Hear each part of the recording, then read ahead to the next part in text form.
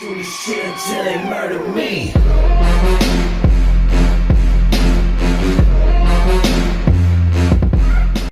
Hello everyone and welcome back to another World of Tanks console video. My name is Zach and today's video is all about the Banshee Comet, brand new tier 7 British premium medium tank and another console exclusive premium vehicle.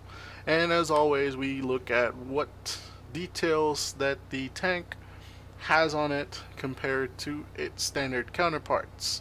And definitely one of the more confusing things is the fishnet on the side of the Banshee Comet. As far as aesthetically, the tank does look really cool with the sandbags, the log on the side, the 4-leaf, or I guess what was supposed to be a 4-leaf clover, a 3-leaf clover on the pretty much corners of the tank, the Illuminati eye on the front left drive track right there. The 30 and 53, I'm not sure if they have significance. The little weird gun turret on the front nipple, pretty much. The sandbags on the side. And one of the things I think I would like to see them do more is take advantage of the fact that they can put chains on their tank. One of the tanks that I did like a lot was the Hellhound's Black Dog. Have that chain along the front of its tank hanging down with the skulls. They don't have to go anything with the skulls, but at least be able to take advantage of being able to have chains on the tank and make it move a little bit, as more wiggly bits are definitely necessary on our tanks. As far as being able to compare this tank to any of the other tanks that were released, definitely not the best, not the worst so far. Definitely not one of the ones, and it definitely has a great look to it. Another console exclusive tank, definitely always great for us console players, being able to rub stuff into the faces of PC. Let's get it over with and head over into the tank comparison sheet and get some stats down on this bad boy. So as we're going to start off the tank comparison for the Banshee Comet today, I decided to go the route of similar is better for it, so I decided to go with the American Tier 7 Premium Medium Tank, the T23E3. Both tanks have a similar stats or similar capabilities, so I felt like showing them off in this comparison. So firepower stat for the Banshee Comet is at 28, beating out the T23E3 with 27. And that's because the caliber of the Banshee Comet is just 0.2 millimeters bigger than the 76mm on the T23E3. Rate of fire or the base reload for the Banshee Comet is 3.9 seconds, and unfortunately for it, it just falls behind comparing to the T23E3 with 3.3 seconds reload. This is base, and again, for this 76mm, these are very good. Now, keep in mind, these are tier 7 tanks, so they're supposed to have very good rate of fires to begin with. The base reload on the base rate of fire for the Banshee Comet is 15.38, which is very good for 76mm to begin with. However, it loses out again because of the reload, 18.18 for the T23E3. The penetration on the T23E3 has a slight bump on its AP rounds, with 149 beating out the AP rounds on the Banshee Comet, which only has 148mm of penetration. However, where the Banshee Comet takes the lead is with its 208mm of penetration on its APCR rounds. Unfortunately for the T23E3, it only stops at 190mm of penetration. However, both tanks, even though that 0.2mm in caliber is just slightly, both get 38mm of penetration on its HE. So as far as the rounds go, the AP rounds, the E3 has it. APCR, the Banshee has it, and that definitely helps it keep up in the higher tier matchmaking. The damage for the tanks are different as well. The 140 base or 140 average damage for the Banshee Comet beats out the 115 for the AP and APCR on the T23E3. And if for whatever reason you can actually penetrate an HE round, 190 millimeter or 190 average damage beats out the 185 on the T23E3. Man, this thing's a mouthful just to keep up with. Shell cost, fortunately for the Banshee Comet, 150 silver for its AP rounds, 2,800 for its APCR rounds, and 75 for its HE rounds. Just can't keep up with the cost of ammunition on the T23E3. 96 silver for a tier 7 76mm gun is insanely cheap. I'm sorry, it's literally the cheapest ammunition on any tank above tier 5, which is hilarious. 96 silver, 2,800 on its APCR rounds, and then 68 on its HE. The T23E3 has great bonuses, but I was actually shocked when I was doing the stats for this that it has that low of a shell cost. The T23E3 takes it again with its shell velocity with 792 meters a second on its AP rounds, 990 on its APCR rounds, and then again 792 on its HE rounds. The Banshee Comet has 785 on its AP rounds, 981 meters a second on its APCR rounds, 785 on its HE rounds. So not that much of a difference, but again, when you're sniping from long range, shell velocity becomes more noticeable, and again, both tanks using a 76mm definitely want to keep it a little bit of a different range so you can fully use that reload and DPM to dish out. Ammo capacity. The Banshee Comet holds 61 rounds, which is an unusual amount of rounds to hold. Normally you always stay even. The T23E3, however, takes 84 rounds, so more flexibility in its capabilities for that. The DPM of the Banshee Comet is actually better at 2,153.2, which is better than the 2,090.7 than the T23E3. And that simply comes down to the fact that the T23E3 has less damage per shot than the Banshee Comet. And again, some good news for the Banshee Comet with its aim time, 2.1 seconds, just being out by 0.1 second on the T23E3 with 2.2 seconds. Dispersion is also good, 0.34 at 100 meters, 0.51 when moving the tank, and 1.18 when rotating the tank. Is fairly good for this tank. When moving the tank for the T23E3, 0.36 at 100 meters, when moving the tank is at 0.56, my bad for that confusion, and when rotating the tank it's actually slightly better than the Banshee at 1.11.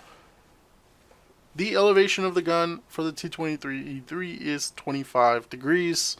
The Banshee Comet is only 20, however 20 already is very good for that tank. 25 just makes it awkwardly significant. But that's not where you're focusing. Normally you want to crest ridge lines with the gun and be able to sink shots a little bit from further away.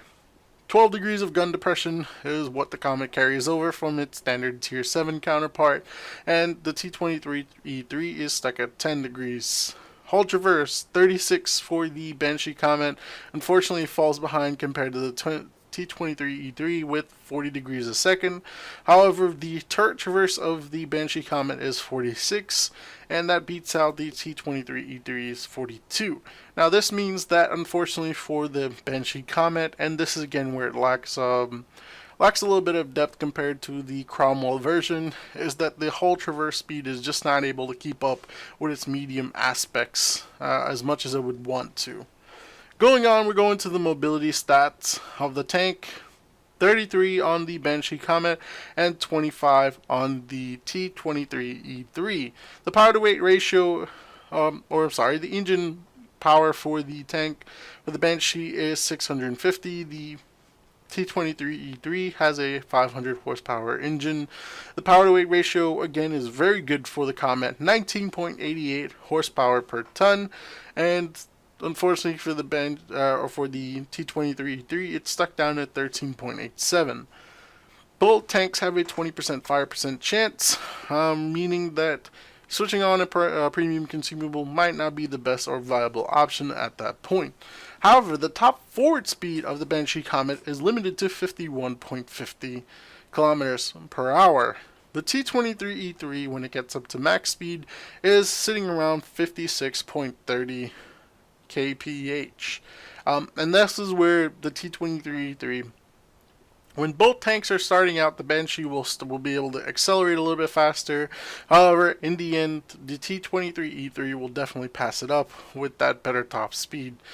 Top reverse speed for the T23E3 is at 30. Unfortunately for the Banshee Comet, it falls down to 18 kph. Makes it a little bit harder when you're trying to poke in and poke out for those snapshots around buildings. The terrain resistance for the Banshee Comet on hard is 0.9, and on medium is 1, and on soft is 1.7. Unfortunately for it, it just doesn't hold up to T23E3. Although it might have a smaller engine, its ground resistance are very good. Terrain resistance for hard is 0.6, on medium it's 0.7, and on soft it's 1.1. So that's the counterbalance to the great powder weight ratio that the Banshee has.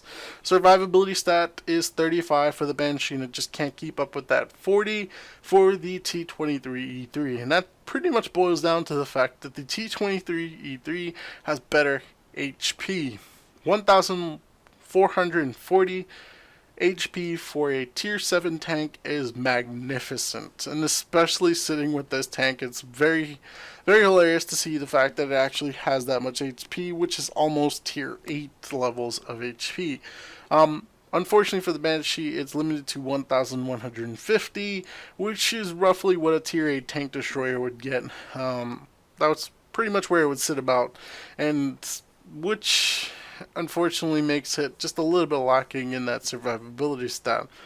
Overall armor thickness is from 8 to 102 millimeters. On the Banshee, it's just not going to keep up with the T23E3's 19 to 114 millimeters of armor thickness.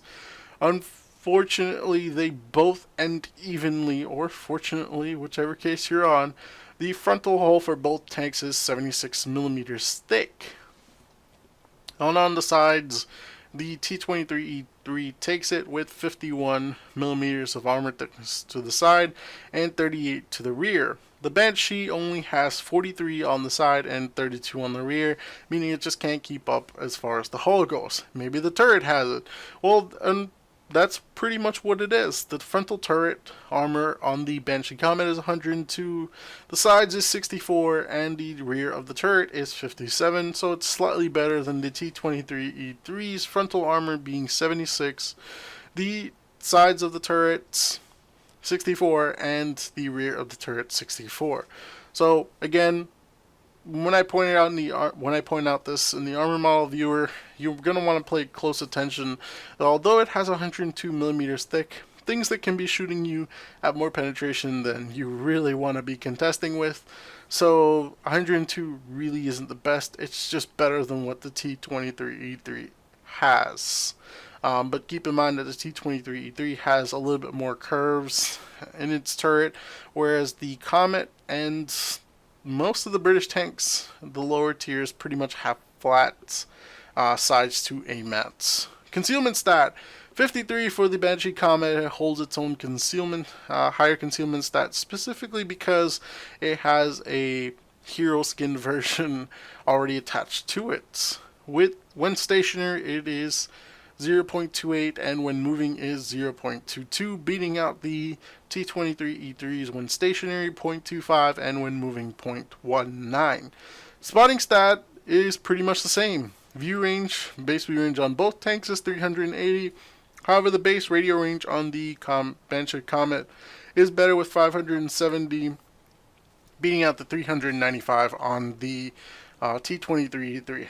Let's talk about tank cost and premium bonuses. So the tank cost for the Banshee Comet is 7,900 gold. That is the base tank version. Unfortunately, the T23E3 actually beats this out with a base tank cost of 7,000 gold. So if you ever get the chance to see it and you want a good tier 7, always keep in mind that the lower costing tank will be the T23E3. Both tanks have a 60% premium silver bonus as well as a 20% premium experience bonus.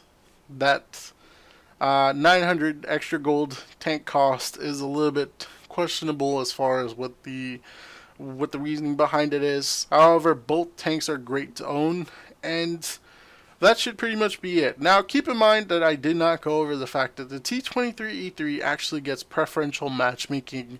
So the highest tier tank that it will ever have to meet is, in this comparison, or in general, is tier 8. The Banshee Comet, unfortunately, will have to see tier 8 and 9 because it gets standard tier 7 matchmaking. So keep that in mind if you ever decide on picking up either tank, is that that preferential matchmaking might be to your persuasion if you don't want to meet higher than normal tier tanks.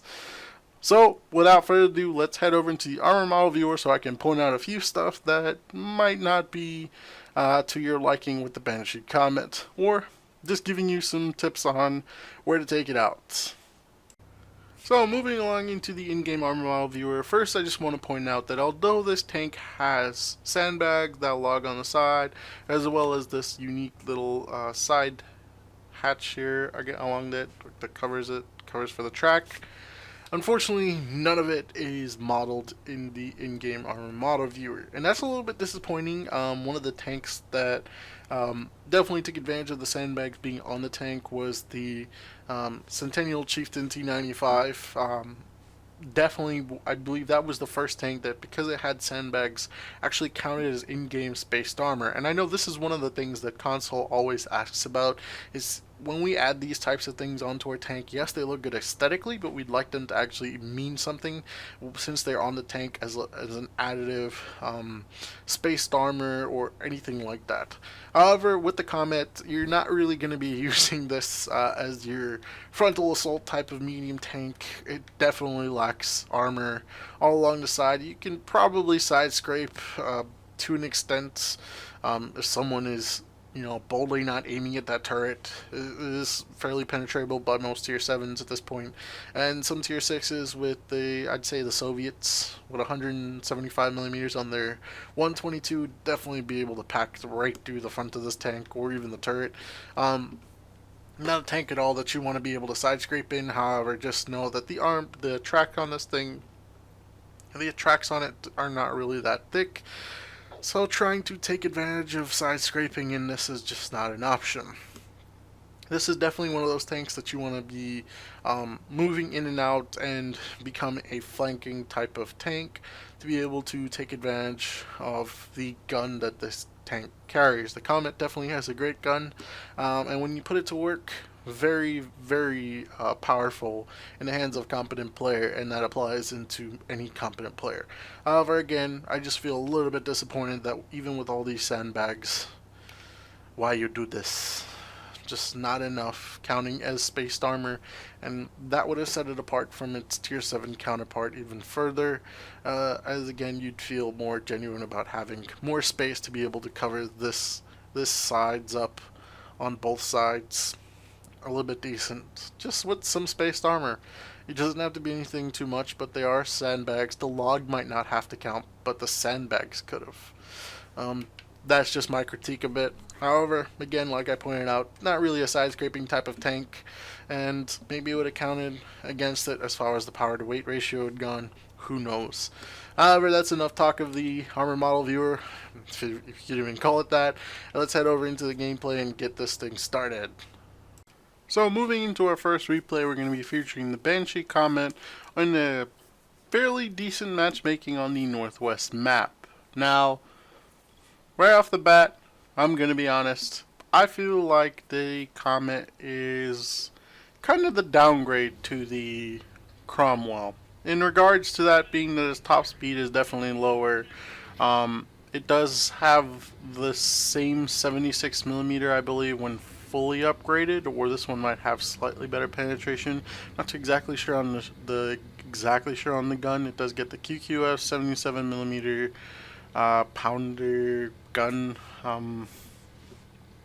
same as the Churchill 7, which is a very reliable gun. One thing I have to give the British tanks is that they said screw it, as long as we can keep rapidly firing at our enemies, it should give them less chance to fire back. And that definitely follows up within the British medium tanks, as well as the heavy tanks, as well as even the tank destroyers. Their artillery, you know what? I don't know if the FE-304 was a real tank or concept, but that definitely fires the fastest out of most of the artillery. So you can see that the team isn't really spreading far apart on this map, and that's one of the downfalls to it. Team play in this game is very lacking. I say that, yet I move into the center of the map to make sure I can get the view range out. Stay here way too long, but at least I'm trying to prep myself to be able to move into a different position. Our team on the south end here is just walking into death at that point.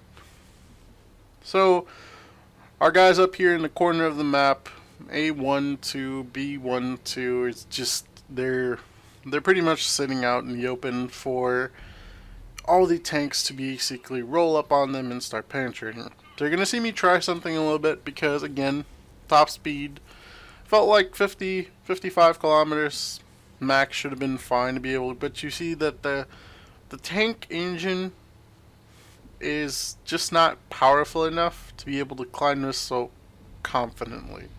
And I feel that's where the Cromwell has it.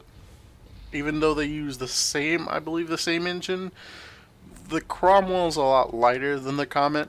So unfortunately for the Comet, it just doesn't have that power to weight ratio that you'd like it to. That's not to say it has a bad one. It's just not as comfortable as what the Cromwell was. Definitely a downside for a change. So you can see I was trying to crawl up. I figured it looked just about enough. Now whether or not the Cromwell itself would have been able to do that, I don't think so. Good shot there into the heavy tank number 6. Can I get the ELC? Nope. So you can see that they pretty much pushed off. Our team is starting to go down in tanks, and I decide it's time to get out of this position. Heavy tank number 6, auto lock, tried to get a penetration shot on it, just not working out. He pulls around and shuts down the AMX BIS. I love that little ELC BIS, but it's just not. And here is where I was talking about. Now, the Cromwell would have definitely been able to outmaneuver heavy tank number 6. Unfortunately for the Comet, it's just not able to. It can't. I don't know if it's the ground resistance. That power to weight ratio definitely doesn't help it. It's just lacking in that maneuverability that you're so used to with the Cromwell. And unfortunately for the Banshee here, it's following up on what the Comet has, and it's historically accurate. Now, whether or not that's good for this game is debatable, but I feel like they should try to change this a little bit just to improve something that even the Comet itself lacks for. I love the fact that it has a great DPM. Maybe that's one of the balancing factors. Has a great DPM on the gun, but has to lack some maneuverability and sacrifice something else in a different area to have the tank feel a little bit more balanced. That might be the philosophy behind for the devs. Who knows? Well, they know, but you get my point. So you can see we're down in this one. Artillery is just trying to dodge the light tanks. I guess he was hidden enough that the ELC was like, no, I'm gonna run away. And our heavy tank over there is getting pretty much surrounded. The Leopard, I think that's a Hellcat. They're pretty much just gonna stay there for it. I'm actually grateful for this Chaffee. He was actually putting up a great fight. ELC rolls right into the gun. Boom. At 90 mil fully, I think it takes about 2.9 seconds for aim time for the ELC. I don't remember exactly. Oh, the Leopard finally takes out the KV-3. That's an impressive kill for a Leopard. So the Chaffee takes a swing at it. And can he take him out? Yes, he can. Great takedown by the Chaffee there for the Leopard. So it's our turn to pull up on the final 3 tanks. The artillery, I don't remember exactly which artillery it is. The Sturmiel and the M43E8. Easy 8 Sherman. Oh, sorry, that's the Jumbo Sherman. That's the E2. I was lucky he actually bounced. All 3 of them shot in the same direction. And the Sturmiel That's a trollish little shot. I don't know how that didn't hit. Chaffee trying to go around. You can see here our grill puts in a shot over there, and I'm just trying to reverse. Instead of turning around, it would take too long to turn the tank around. I felt wait until I can get out of his shot, and then pull away, turn around, disengage, re-engage at a different angle. So the Chaffee on our team is about to do something a little bit brave / suicidal. We're trying to coordinate here with the artillery to get at least a spot on it. I try to take a blind shot on that Jumbo Sherman. Unfortunately, he's moved out of position as well as the Stern Mule, so none of us have any view on it. I'm on 29 hit points, meaning if they splash me, so much as even splash me from the artillery, if he just gets enough on it, I could pretty much die instantly. So the girl's basically staying out here trying to get it. Now, I don't know if he exactly moved from the position that he was in, since we moved away from him. However, he was basically just in that position trying to get shots on whatever the Chaffee or myself could spot. And you see that the Chaffee is about to make his suicidal run, or technically not suicidal, but light tank run, trying to get something on there. And there he goes. He spots all of them. Oh wow, it's the Lefebvre. I never know how to say that tank. I just copy jingles at this point. The left 8EH something. Let's go with what jingles say in the Lefebvre. LEFH 1882. Yeah, the Lefebvre works for me. And this snapshot didn't work. But almost finish him off. Grill finishes him off. Just managed to dodge a Sherman. Enough screw, trying to skittle-daddle out of here. Skittle-daddle. Confusing my words. Sorry about that. Skedaddle out of there and get out of the way of the Jumbo Sherman as well as the Stern Mule, and he spots. Nope, he misses. So I decided to run away. Now he's on quite a good amount of hit points. It was at this point that I was like, okay, girl, please work your magic, land a shot. It's all I need. He hits him. Great shot. Brings down his health just enough that, again, the DPM on this tank is relatively good.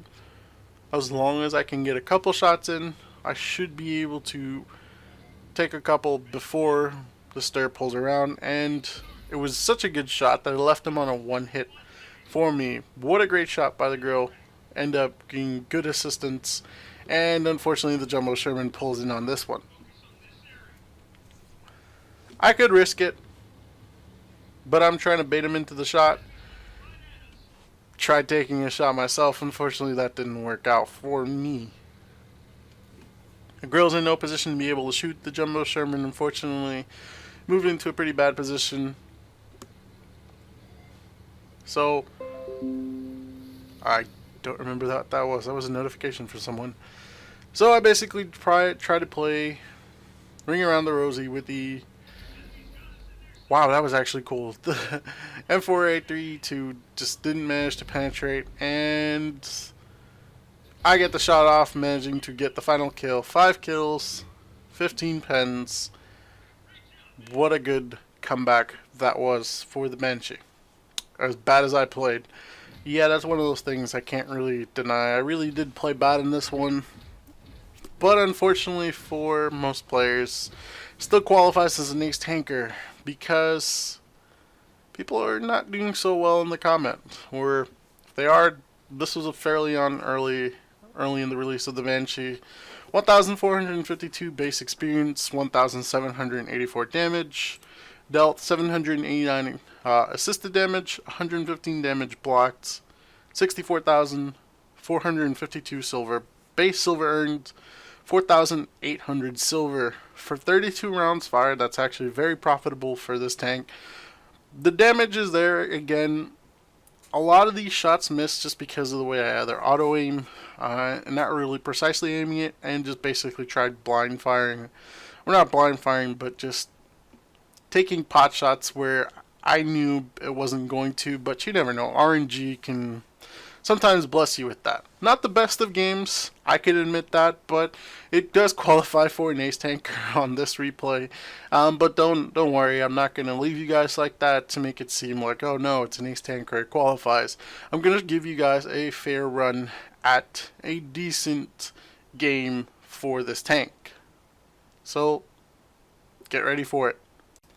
So, the Cassernine map, and again, with some fairly good matchmaking for the Banshee. You know what? I don't remember exactly. It was quite a few games. I ended up getting into tier 8s, but towards the beginning of the night, it was fairly pretty much this because there was a lot more players on, and towards the end of the night, you always get higher tiers. So, Cassernine, what better way to show off what this tank is capable of in a great tanker's hands than giving a console exclusive tank a console exclusive map featurette? So, some of the highlights for the Comet, the Banshee, is definitely its gun. It's one of the biggest things I feel like I should highlight because it has very good reloads, very good, I would say a good amount of 60 rounds in the tank. 145, I believe, is the average damage for it. The penetration is fairly decent. Not the best for a tier 7, not the worst. But the gun is definitely where most of this is. It does have fairly good stats as far as being gun handling, but the most common thing between British tanks is definitely the reload. The 77 pounder on this tank is definitely a great gun to have, and you're about to see why.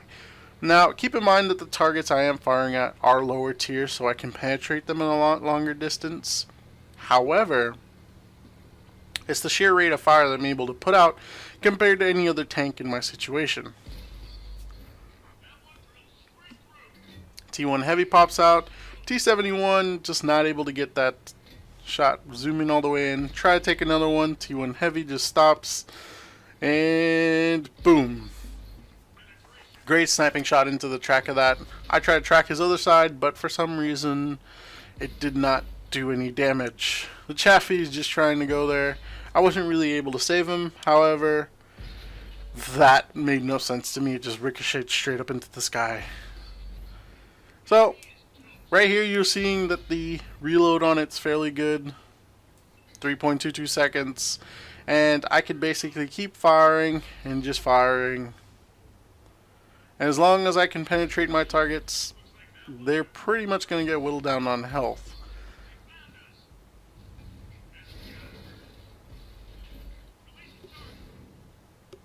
KV-1S rolling up, I'm getting blind shotted. Decided to use a repair kit not to stay out in the open. KV-1S has that 122 derp Soviet gun and gets launched straight into the air. But unfortunately for him, this gun is fun to use. That's pretty much the most enjoyable part of me playing the tank. The Banshee has a great rate of fire. I feel like if you get this into a great platoon, you'd be able to go through enemy health like nothing. And as soon as I said that, pull around, T67 comes up, try to take a snapshot on him, not going to work. However, we roughly have the same reload. Just not going to work out if I can actually land my shots and he can't land his. So the KV-1 still in that position there, managing to get another shot. The KV-1 with the 57mm is definitely great. However, I think he had the 85 because he only managed to get one shot off and I was able to get two, which is very odd. Very odd for it. It's not really something you'd expect. However, again, pull up into a position where they can't see me, hit the tracks, and go for a finishing blow. That one was actually really cool. It looped right over that rock.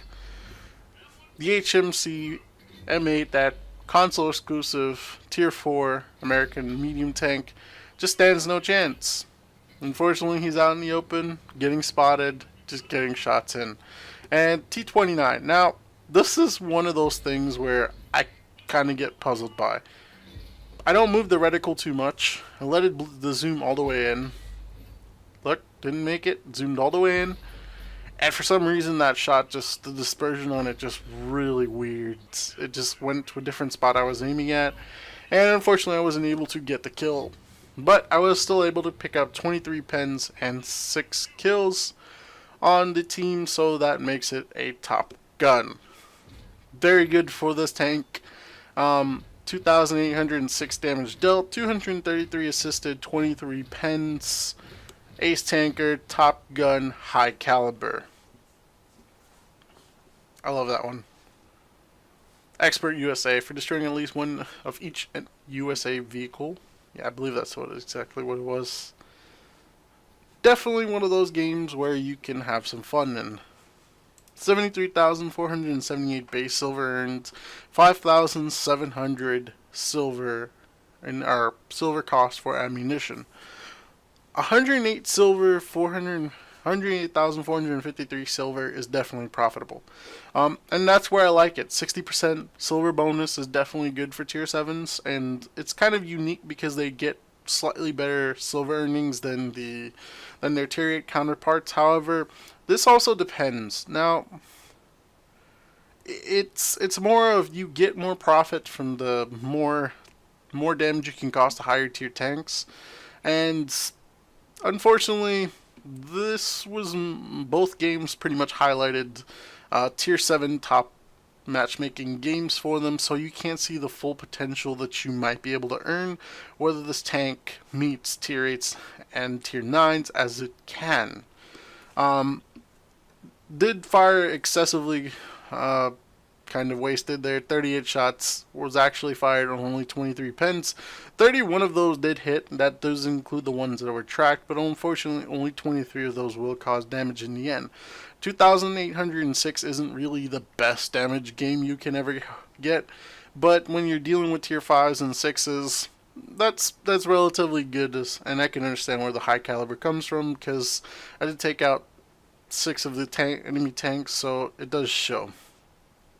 1,525 base experience, again just slightly higher than what the previous ace tanker was, and in this case I assume the top gun medal as well as the damage dealt and the high caliber is pretty much what pushed this one a little bit higher as far as the experience earned, and it was still relatively early on in the release of the Banshee, and that pretty much means that not a lot of people around this time were scoring those high of hits. I do know for a fact that the later on it went, the more people will end up doing great with this tank. So the final thoughts I have on the Banshee Comet. Is it worth it to get? Not really. Unfortunately, the Comet itself isn't really that unique of a tank on console, or to be honest, it's not really that special. The gun is great. It's like I said, it's the most enjoyable part of using the tank. However, when you have tanks like the Cromwell Berlin, the Knight, the Cromwell itself, or even the Snakebite at tier 6, it just feels like the Comet's not really an overall upgrade as it should be. The power to weight ratio is just too low for the Comet to feel like a true medium tank. It's not able to really circle its enemies that well. There's quite a bit more on the downside than there are negatives, and there are positives for the tank, and that holds it back quite significantly than what the tank should have been. Now, this is only basing it on what the stats are from the time of this review. I know that the devs have said that they're trying to see that the Comet, of ways of improving the Comet, because the Comet itself was underperforming even before the release of the premium version.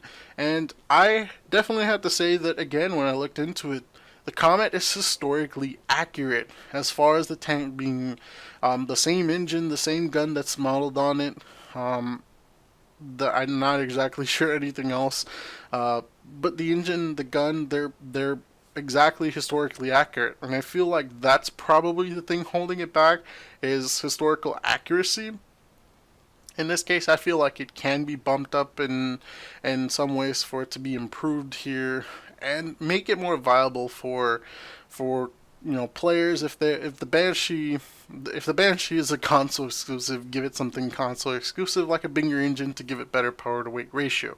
That should help improve the tank overall. Well, that's it for me, guys. I hope you enjoyed it. I know my tank reviews are a little bit longer, but I'm trying to get these cut down shorter just so I'm not rambling on forever.